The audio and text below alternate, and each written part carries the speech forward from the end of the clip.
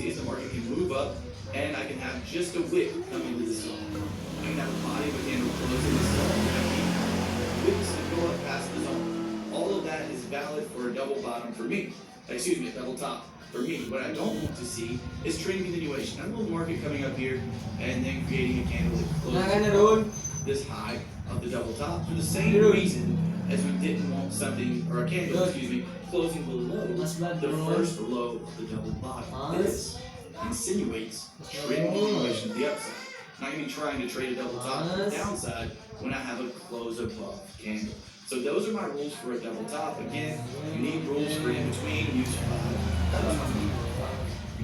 And let's see how this played out. We click play. Do we have a valid double top? Right. Yes, we do. By not closing above. So with that being the case, we have a valid double top. Now, this specific trade took a while, a little bit of consolidation here before it actually pushed lower, but this double top did push the market eventually in a dramatic way. So that is my rules for a double top and a double bottom. If you want a more detailed version of that, since I kind of sped through it for this video, the reason I did that is because I have a full-length video just going over double tops and bottoms that will give you everything you need to understand these two patterns, and that'll be right up here in the top right-hand corner of the screen. You'll see a little card pop up right now.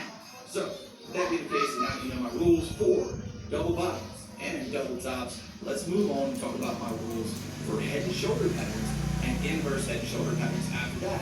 We're going to be talking about and building out a full strategy by adding other technical factors to these patterns in order to make them strategies we can stay consistent to and that can make us money over time. Alright, so what we have here is a valid head and shoulders pattern according to my rules. This may not look like a perfect head and shoulders pattern, but that's on purpose. I'm not here to show you absolutely perfect examples. I want to show you real-time examples that you can actually take and apply to real markets. And this is a real-time example of a head and shoulders pattern.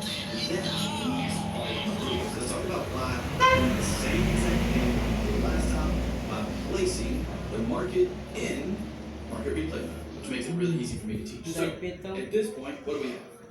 The market pushing up, pushing down, pushing back up. What we call this is our right shoulder and the head of our pattern. The rules for this is we need a breaking low and a higher high. Excuse me, I said below. A breaking close above and a higher high than our previous high in order to count this as the end of the pattern. Once we have the head of the pattern, the next thing I wait after getting the head of the pattern is I wait for the market to come down and retest the first shoulder. So we're drawing this out as a trend. We would see the market pushing up to a high, pulling back to our shoulder, and pushing up to a new high. This pull back to our shoulder, I put a horizontal line on the lowest bodies of that pullback. What I want to see, and also on the lowest low of that pullback, what I want to see is similar to the double top and double bottom thing. I want to see the market come down and test this area.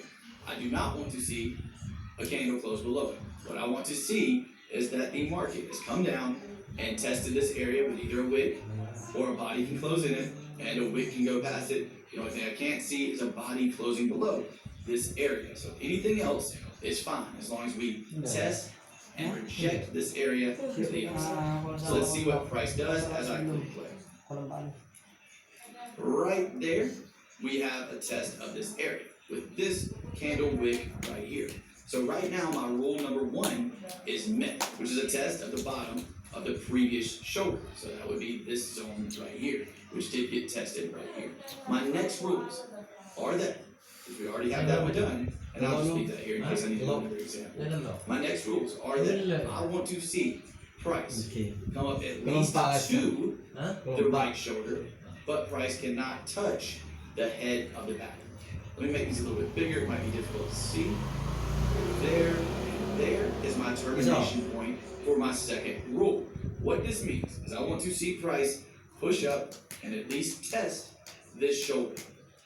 And as long as price does not push up all the way to our head of the pattern and touch it, I don't want to see the market touch that head of the pattern whatsoever. If it does, it's an invalid trade, turns into more of a double top than a head and shoulder pattern. So what I'm waiting for is this area to be my termination zone. And again, this area is between the bodies of the candles, the highest bodies of my right shoulder, and the highest bodies of the head of the pattern.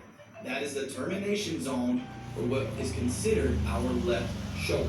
So at this point, we know we can see price, or we must see price, at least touch 129.57, because